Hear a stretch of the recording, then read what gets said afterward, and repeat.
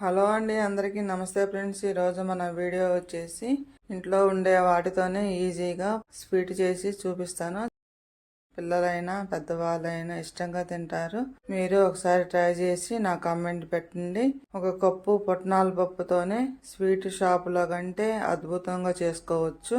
ముందుగా కళాయిలోకి 1 స్పూను నెయ్యి వేసుకొని జీడిపప్పు వేయించుకోవాలి. చిన్న కప్పు బాగా ఫ్రై చేసుకొని బౌల్లో తీసుకొని సన్న ముక్కలుగా కట్ చేసుకొని పక్కన పెట్టేసుకోవాలి. ఇలా తీసుకున్న తర్వాత కళాయి కాటన్ క్లాత్తో కొంచెం తుడుచుకోవాలి. ఈ జీడిపప్పు వేయించినాక డస్ట్ లాగా అనిపించింది నాకు, అందుకే నేను తుడుచుకుంటాను. ఇలా కాటన్ క్లాత్తో తుడుచుకున్న తర్వాత 1 స్పూను నెయ్యి వేసుకొని పుట్నాల పప్పు 1 కప్పు వేయించుకోవాలండి. ఫ్రై చేసుకొని బౌల్లో తీసుకొని పూర్తిగా చల్లారిపోయిన తర్వాతనే మనం ప్రాసెస్ స్టార్ట్ చేయాలి. ఇలా మిక్సీ జార్లోకి 1 కప్పు పుట్నాల పప్పు 2 యాలకులు వేసి మెత్తగా మిక్సీ వేసుకోవాలండి. ఇలా బాగా మెత్తగా వేసిన తర్వాత జ్యూస్ జారుతో జల్లించుకోవాలండి. బరక అన్న గట్టి పప్పులో ఉన్న వచ్చేస్తాయి కదా, ఇలా జల్లించుకుంటే మనకి ఈజీగా ఉంటుంది. డౌట్ పడాల్సిన అవసరం లేదు. బాగా వస్తుంది, ఈక్వల్గా బాగుంటుంది పిండి.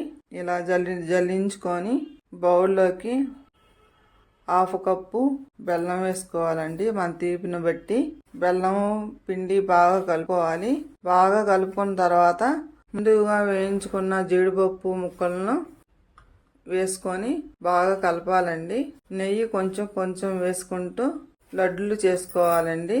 ఇలా కొంచెం నెయ్యి వేసుకుంటూ చూడండి. ముందు లడ్డు చేసిన తర్వాత మొత్తం నేను కలిపేసుకున్నానండి. ఇలా లడ్డు చేసుకొని మొత్తానికి ఆ ఉండ నెయ్యి అంతా సరిపోయిందండి. ఇలా మొత్తం పూర్తిగా నెయ్యి పోసుకొని కలుపుకొని ఇలా లడ్డులు చేసుకున్నామండి. కప్పు పుట్నాల పప్పుకి 14 లడ్లు అయినాయండి.